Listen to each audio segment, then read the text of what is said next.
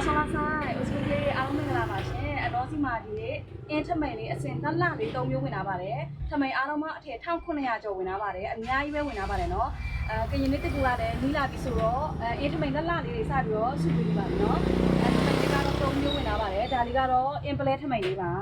အရန်မဲလာပါတယ်ဈေးရလည်းပြားရည်လို့ချို့တော့ဗောနော်ဒါလေးကအင်ပလဲထမိန်လေးပါသူ့ရဲ့အစင်ကဒီလိုလေးပါနော်ဒါအင်ပလဲထမိန်လေးပါကာလာစုံအများကြီးပဲဝင်လာပါတယ်နောက်ပြီးတော့ဒီဘက်မှာကဒါလူပဲအင်းပိန်လေးပါ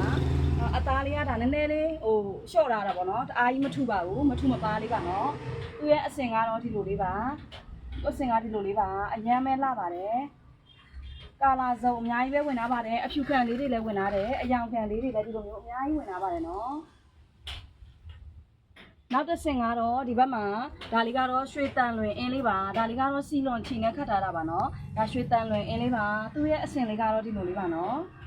သူ့အစင်လေးကဒီလိုလေးပါအသားကမထူမပါနဲ့ပပပဝတ်လို့ရတဲ့အစင်လေးပါနော်ကာလာတွေကတော့အများကြီးပဲဝင်လာပါတယ်စိတ်ကြိုက်လာရွေးလို့ရပါတယ်စင်တူအော်ရာတွေလည်းလက်ခံပေးပါတယ်နော်ကရင်လေးတက်ကူအတွက်ပြန်ရောင်းချင်တဲ့ဖောက်တယ်လေးလာပြီးတော့ဆက်သွယ်လို့ရပါတယ်အနော်ရဲ့ဆိုင်ကတော့ခန့်အပ်မှာဖွင့်ထားပါတယ်ဆိုင်မှာလည်းစိတ်ကြိုက်လာပြီးတော့ရွေးလို့ရပါတယ်မြို့နဲ့အစုံကိုလည်း Royal တွေဖီးတွေကားတွေနဲ့လည်းဂိတ်ချပေးပါတယ်နော်တဘလူဖာတို့နော်